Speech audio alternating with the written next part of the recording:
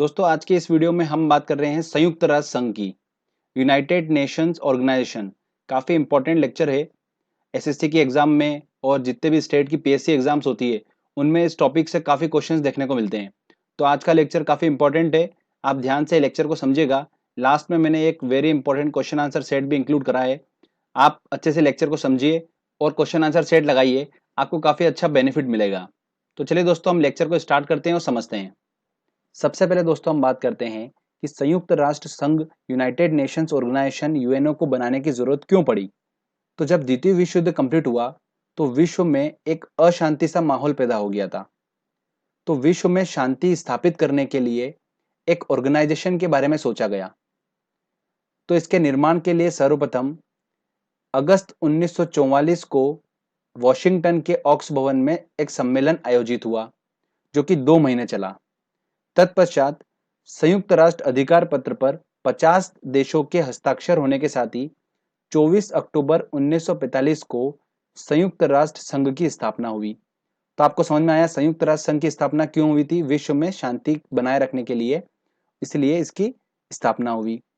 Okay, अगली बात करते हैं हम। संयुक्त राष्ट्र का नाम अमेरिका के राष्ट्रपति फ्रैंकलिन डी रूजवेल्ट ने रखा था। संयुक्त राष्ट्र संघ के सदस्य देशों की बात करते हैं तो उनकी संख्या कितनी है? 193। ओके, जो 193 नंबर पे अभी लेटेस्ट जुड़ा है सदस्य वो कौन है? साउथ सुडान है। तो ये एग्जाम में क्वेश्चंस बनता है, ध्यान रखिएगा।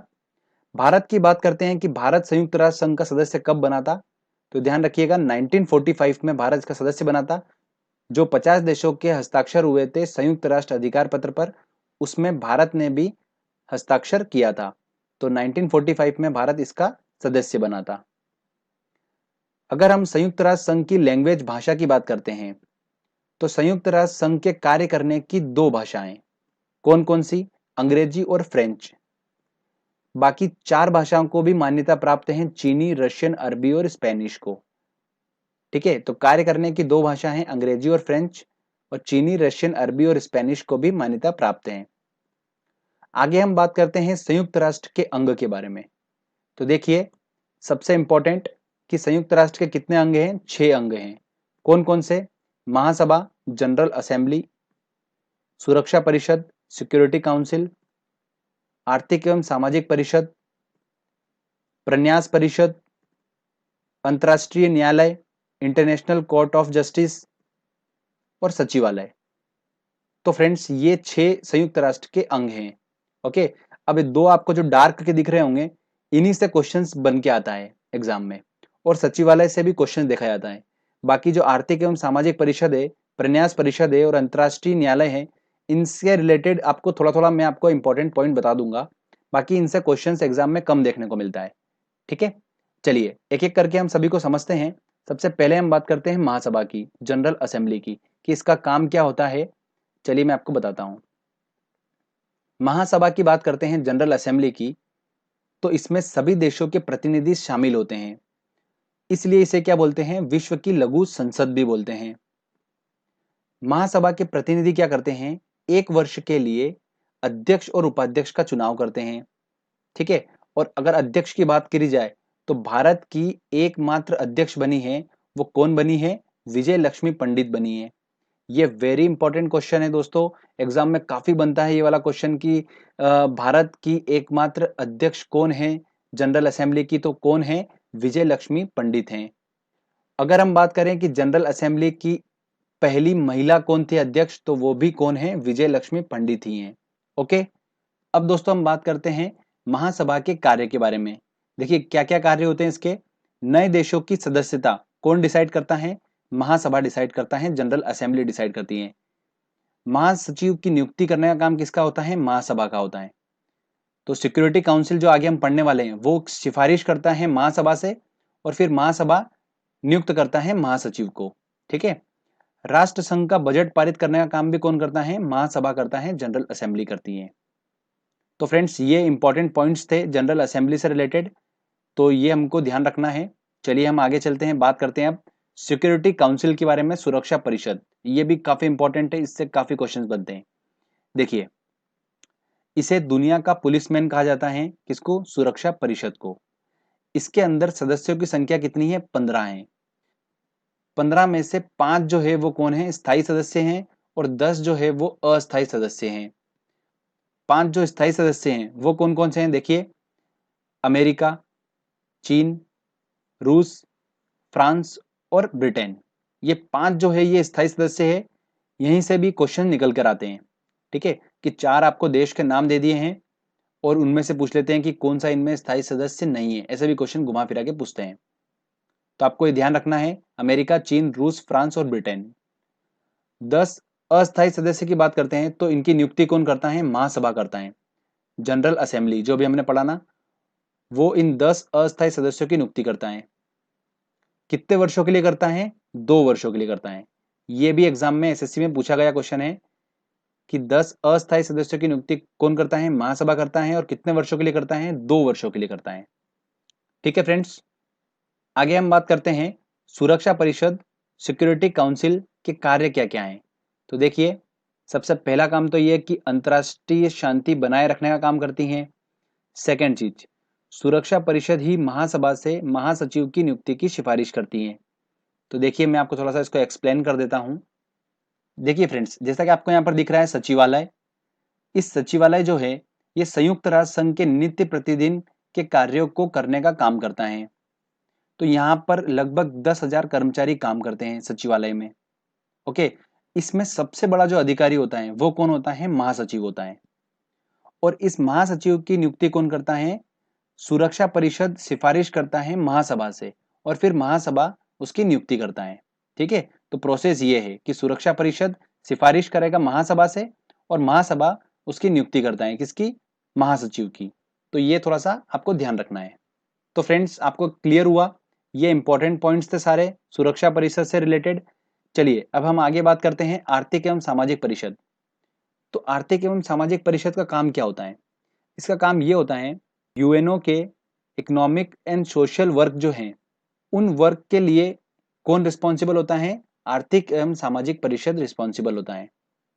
तो आर्थिक एवं सामाजिक परिषद में आपको इतना ध्यान रखना है सिर्फ सिंपल कि इनके सदस्यों की संख्या कितनी है? 54 है। और साल में 2 बार इसकी बैठक होती है, मीटिंग होती है, अप्रैल में न्यूयॉर्क में और जुलाई में जेनेवा में। तो जस्ट सिंपल इतना सा हमको ध्यान रखना है।